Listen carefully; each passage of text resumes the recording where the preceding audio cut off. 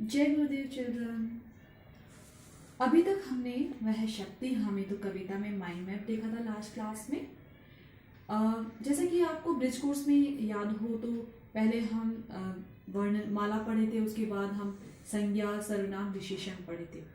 तो संज्ञा क्या होती है वो आज हम फिर से देखने वाले हैं, क्योंकि आपके इस चैप्टर में जो भाषा ज्ञान है उसमें एक क्वेश्चन इससे रिलेटेड दिया है, संज्ञा।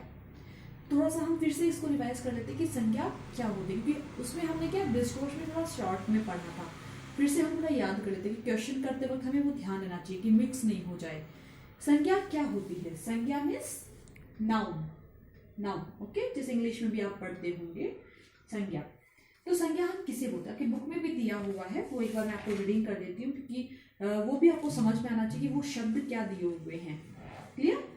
किसी व्यक्ति, वस्तु, स्थान या भाव का बोध कराने वाले शब्दों को संज्ञा कहते हैं। किसी भी व्यक्ति, कोई भी, यहाँ पर्टिकुलर नहीं बोल रहे हैं, यहाँ पर मिक्स संज्ञा की बात हो रही है। यहाँ बाद में हम उसके भावों को देखेंगे, लेकिन जब संज्ञा होगी तो किसी भी व्यक्ति का नाम हो सकता है, वस्तु मीन्स थिंग्स के नेम हो सकते हैं, स्थान मीन्स प्लेस के नेम हो सकते हैं, भाव मीन्स फीलिंग्स की दुख सुख जैसे उनका जो बोध करवाने वाले शब्द हैं, उनका ज्ञान जिनसे हमें पता चलता है कि हाँ ये किस रिलेटेड है ये वर्ड, उसका बोध करवाने वाले शब्दों को क्या कहते हैं?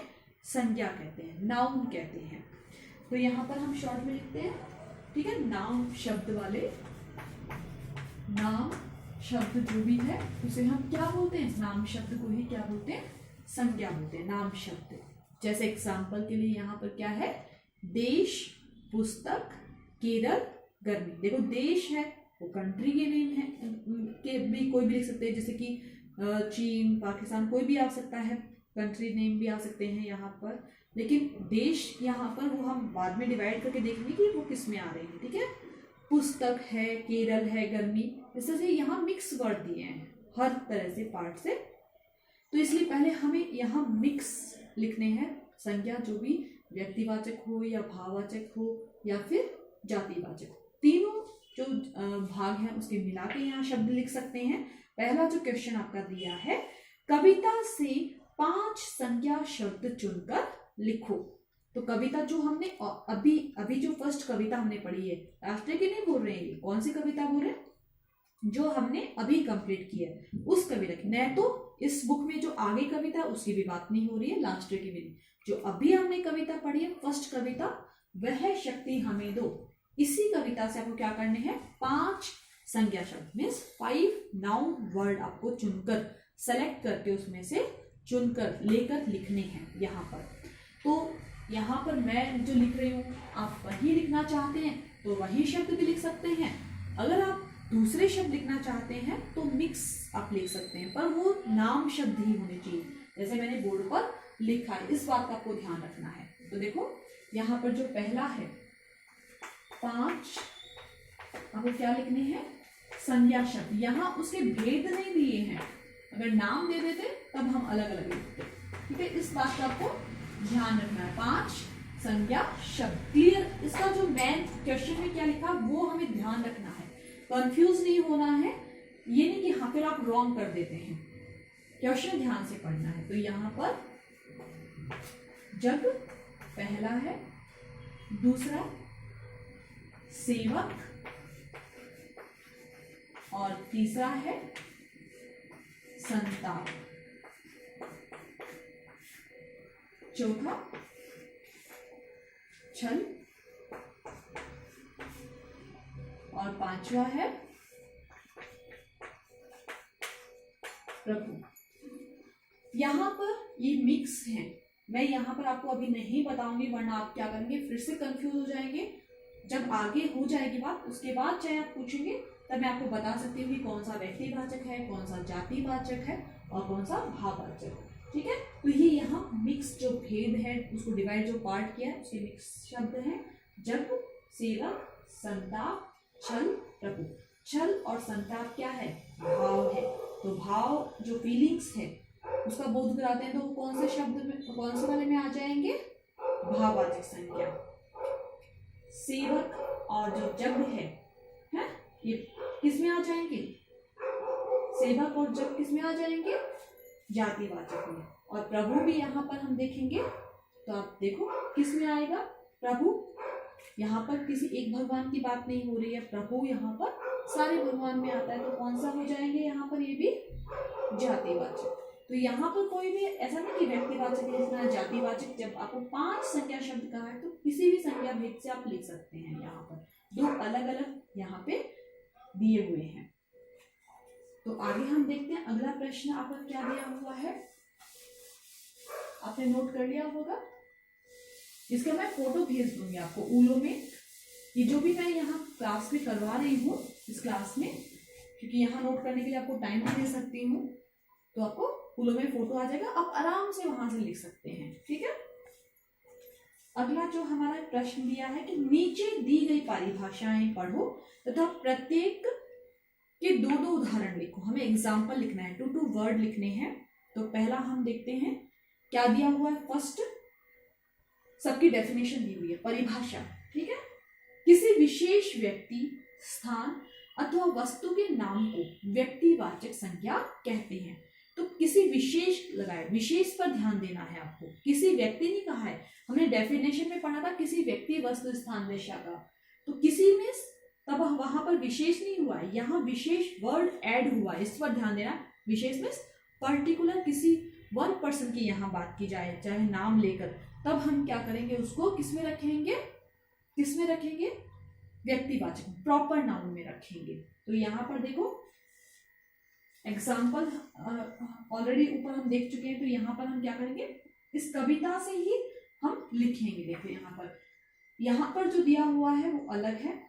हम यहाँ पर वैसे दिया हुआ नहीं है कि कविता में से लिखो। इस क्वेश्चन में सिर्फ ये दिया है कि हमें 2-2 उदाहरण लिखना है। अगर यहाँ कविता नहीं लिखा हो, पहले वाले क्वेश्चन में लिखा हुआ था कि कविता से लिखो, इसमें नहीं दिया हुआ, तो इससे हम क्या कर सकते हैं, बाहर से भी लिख सकते हैं। ठीक है। ये जो क है, वैसे तो क्वेश्चन क्या है 5 में क जो दिया हुआ है, पहला जो है दिया हुआ है, तो दूसरा 2-2 हमें लिखना है, भारत और राम।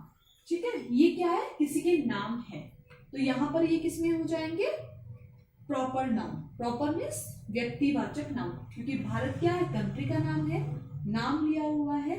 तो यहाँ पर हो सकता है भारत किसी का नाम भी हो सकता है। तो नाम जब भी होगा किसी, चाहे व्यक्ति का हो या देश का, पर्टिकुलर किसी एक का नाम ले रहे हैं, तो वो किसमें आ जाएगा, व्यक्तिवाचक में आ जाएगा। चाहे हम आप नीचे लिख भी सकते हैं यहाँ पर,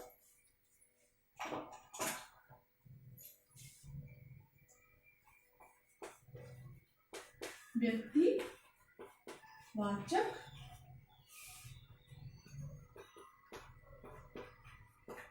संज्ञा। ठीक है। ये कौन सी व्यक्तिवाचक संज्ञा, ऊपर जो है। ठीक है। ये ऊपर जो एग्जांपल लिखे हमने कौन सी संज्ञा के लिखे हैं, व्यक्तिवाचक संज्ञा के लिखे हैं, पहला जो है। ठीक है। जो अगला है वो हमें ध्यान देना है। जिस शब्द से एक जाति के सभी प्राणियों, वस्तुओं या स्थानों का बोध हो, उसे क्या कहेंगे, जातिवाचक संज्ञा कहेंगे, सभी प्राणियों की। जैसे क्या है, अगर हम देश बोल रहे हैं, ठीक है, जैसे ऊपर भी दिया हुआ था एग्जाम्पल में, हम देखेंगे जब नाउन की बात होती तो वहां मिक्स आया था। देश यहाँ पर किसी एक देश की बात नहीं हो रही है, यहाँ पर देश कोई भी देश की बात हो सकती है। तो यहाँ पर जब है, देखो, जिस देश जिस शब्द से एक जाति, मतलब किसी पर्टिकुलर एक ही बात नहीं कर रही है, देश है तो वो कोई भी देश हो सकता है। ठीक है। सभी प्राणियों, अगर हम प्राणी ही बोल रहे हैं, सोचो प्राणी ही हम ले लेते हैं, जीव जंतु के लिए हम जैसे बोलते हैं, तो वहां पर कौन सी प्राणी की बात कर रहे हैं, इंसान भी हो सकता है, वो भी प्राणी है, जीव जंतु जो प्राण लेता है, जो श्वास लेता है, उसे हम क्या बोलते हैं, प्राणी। तो जो भी सांस लेता है उसमें ये नहीं पता है कि इंसान की बात हो रही है, जंतु की बात है। तो जो भी प्राणी है तो कोई भी हो सकता है, इसलिए पर्टिकुलर नहीं है किसके बारे में हमें लिखना है। वस्तु, थिंग्स, नॉन लिविंग थिंग जैसे बहुत सारे होते हैं, किसके बारे में नहीं पता। स्थानों का बोध होता है, स्थान बहुत सारे हैं, स्कूल है या फिर हॉस्पिटल है या फिर प्लेस का नाम, अगर हम स्टेट की बात कर रहे हैं तो वहां पे भी अलग अलग हो सकते हैं। तो यहाँ पर हम क्या है, इसको कौन सी संज्ञा बोलते हैं, जातिवाचक। जातिवाचक मीन्स कॉमन नाउन, कॉमन है। ठीक है। यहाँ पर देखो एग्जाम्पल कौन कौन से हो सकते हैं, जैसे ख फिफ्थ में ही, तो यहाँ पर देश ऑलरेडी दिया हुआ था, तो वहाँ और क्या ले सकते हैं, यहाँ पर लोग और बच्चे। आप ये दोनों शब्द सुनते होंगे कि वहाँ बहुत सारे लोग आ रहे थे, तो लोग कौन से घर से आए थे, कौन से एरिया की बात हो रही है, कुछ पता चल रहा है, लोग आए थे। तो वहां पर क्या है, जो पीपल है उनके लिए हम क्या बोल देते हैं, सामान्य रूप से हिंदी में लोग बोल देते हैं। यहाँ प्रॉपर किसी पर्टिकुलर वन पर्सन की बात नहीं हो रही है, ठीक है। तो यहाँ पे क्या है, कॉमन पर्सन के लिए हम इस तरह से बोलते हैं। ऐसे ही हम अपनी क्लास में सुना होगा, हम काफी टाइम बोलते हैं कि बच्चों यहाँ आ जाओ, कुछ बच्चे यहाँ आ जाइए इस एक्टिविटी के लिए। तो इस तरह से हम किसी का नाम नहीं लेते, कुछ बच्चे आ जाइए, ठीक है। यहाँ पर तो वो क्या है, कौन सा नाउन है, कॉमन नाउन। हिंदी में से क्या बोलेंगे, जातिवाचक नाउन, ठीक है। तो इसका ध्यान रखना है, ये मैं नीचे लिख देती हूँ, इससे आपको क्लियर रहेगा। जातिवाचक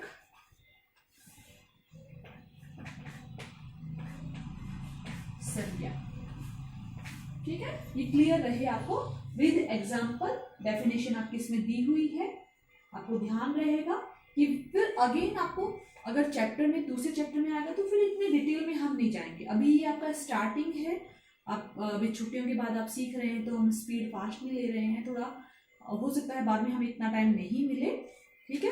तो इसलिए आप ध्यान देते जाइए, ओके। जो भी डाउट है साथ के साथ ध्यान रखें, नोट करते जाइए। जब भी हमारा स्टार्ट होगा वो डिटेल में आप पॉइंट नोट कर लीजिए, आपको कहाँ क्या डाउट हो रहा है तो वहां पूछ लेना, ठीक है। अगला है थर्ड डेफिनेशन है, किसी व्यक्ति या पदार्थ के गुण, भाव, धर्म, दशा आदि का बोध कराने वाले शब्द को भाववाचक संज्ञा कहते हैं, ठीक है। तो यहाँ पर लिक्विड चीजों की भी बात हो रही है या फिर व्यक्ति की कंडीशन की बात है, तो हम उसको जो कि नाप तो नहीं सकते हैं, सिर्फ हम फील कर सकते हैं, उन चीजों की यहाँ बात हो रही है, ठीक है। तो देखिए यहाँ पे भाववाचक संज्ञा के लिए फिफ्थ में ही जो ग है, हम क्या एग्जाम्पल लेंगे, देखिए यहाँ पे हमने लिया मिठास और आजादी।